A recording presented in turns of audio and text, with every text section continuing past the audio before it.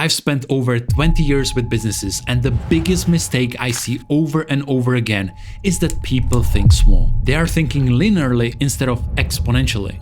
But why is that a problem? Isn't linear progress, taking small and steady steps, better and more predictable when building something? Well, that might have been true in the past, but today, in the exponential age, that kind of thinking could actually hold you back. I've seen this pattern over and over, not just with clients, but also in the thousands of hours I spent studying the world's most successful companies. None of them got there by thinking small. You haven't been told truth about taking the safe path. So in this video, I'm going to break down once and for all key reasons why you need to shift from linear thinking to exponential thinking, and what you should start doing right now. Starting with the part 1, the linear rat trap. There is a reason why things aren't working out the way you expect. You see, while you are working hard, trying to make steady progress, everything around you is getting more expensive. The value of each dollar you earn is shrinking every year due to inflation, while the costs of everything, housing, food, and services are rising faster than ever. It feels like you are running on a treadmill that is speeding up, and you are stuck moving with the same pace. And that's the linear rat trap, the illusion of progress, when in reality, you are falling further behind.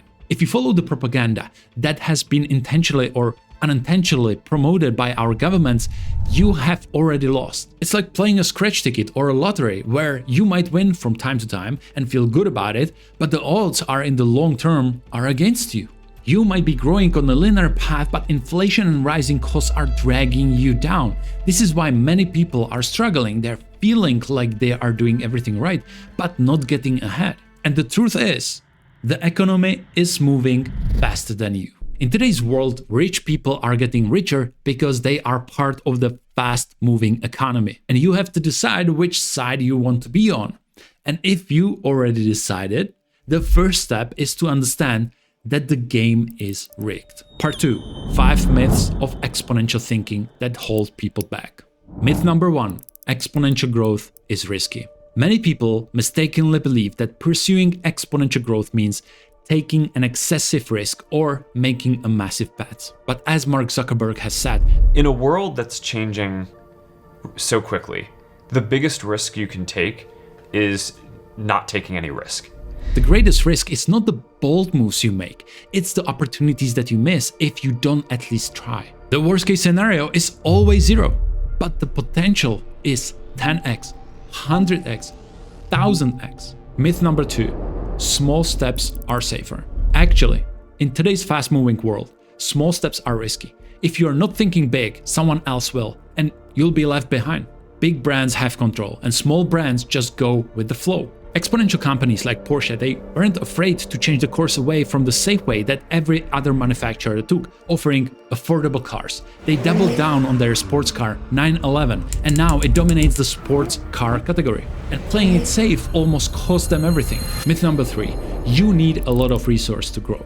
No, you don't. 3M grew to a $50 billion company with almost no initial investment by focusing on continuous innovation and using what they had, not waiting for the perfect situation and conditions. Especially in today's exponential age, resources aren't the problem. Our mindset and actions are, because we live in the age of a social media. Myth number 4, exponential growth is only for tech companies. Wrong.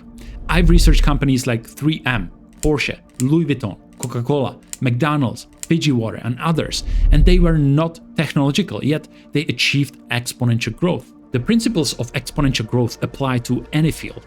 Whether you are building a personal brand, launching service, or starting a business, it's all about thinking big and planning to scale from a day one. Myth number 5, it's too late. There are just so many examples where this is not true. My favorite one is the Ray Kroc McDonald's story. Everyone knows McDonald's, but not that many people know Ray Kroc was 52 years old when he offered the 2 McDonald brothers he would help them to grow their single location. 16 years later, McDonald's had over 700 locations across the United States, transforming from a small burger stand into a global phenomenon. So if you are thinking it's too late, remember, it's never too late. Now part 3, why exponential, why not linear? So my question is, why wake up if not for an entire day? Why build if not to reach monumental scales? And why create if not for a large audience? It may appear that I advocate mediocrity is wrong.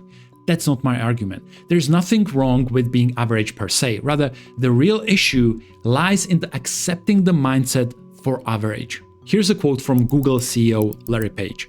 If you set a crazy ambitious goal and miss it, you will still achieve something remarkable. Linear is slow. Exponential growth, on the other hand, is like snowball rolling downhill. Once it picks up speed, it becomes unstoppable. Let me show you an example on a power curve. It's not secret that starting anything is hard. The initial energy that you have to expend in order to lift something heavy, like an airplane or rocket, is so high that once it's in the air, it requires less and less energy. At one point, the rocket leaves the gravity of Earth, achieving high speed with a minimum effort. It is the same with brands. The point is, in today's age, the return on investment of starting something small, it's just not worth it. Part 4, the real cost of thinking small. If you continue to think small, you will miss out on an exponential opportunities. People get stuck in the slow lane while others zoom past them, taking advantage of compounding growth and all infrastructure that is built around us. The truth is, thinking small doesn't just cost you potential success. The worst cost is the cost of regrets.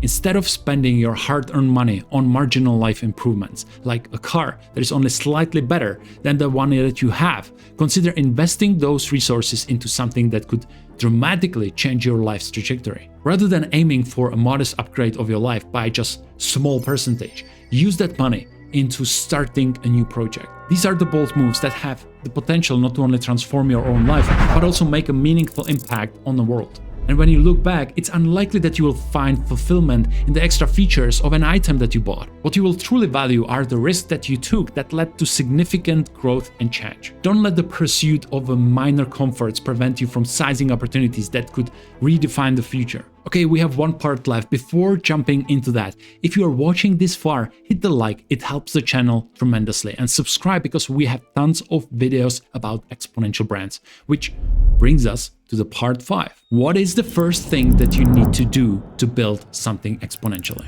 Well, here are 4 questions I ask myself, and I recommend you to do the same. Question 1.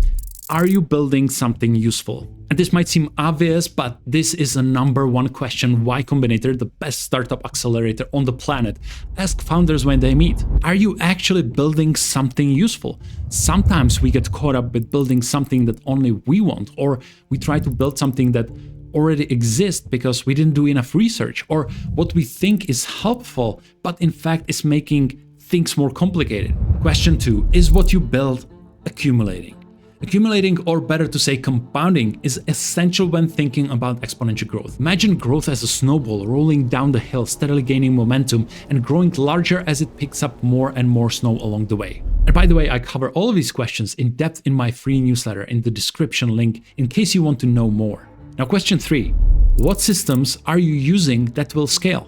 You can call it strategies or frameworks. Big brands are using these frameworks to grow businesses. These can be, for example, network effects, which is something that Facebook is using, meaning when more and more people join, the networks start to be that much more valuable. Or you can use economies of scale that are being used by Costco, which is when a company becomes bigger and bigger, it uses their size to get better deals. Or you can use something like McDonald's. McDonald's uses the real estate trend to capture the real estate appreciation of their properties. Louis Vuitton is using branding and scarcity to create demand.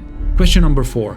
What infrastructure are you building on top of? If we wanted to deliver wood 50 years ago, you would load up the truck and drive it across roads. But if you wanted to move quickly and across the distances, you would use railroads. The railroads are an example of infrastructure. This infrastructure costs a lot of money, but it is here for you to use it. Same applies for the internet or social media and more. Just like the railroads, today's businesses need to identify the underlying infrastructure and they can help them to scale. I hope this video helps you to think bigger. Now, check this video how 3M grew to a $50 billion company with $0 and no brand.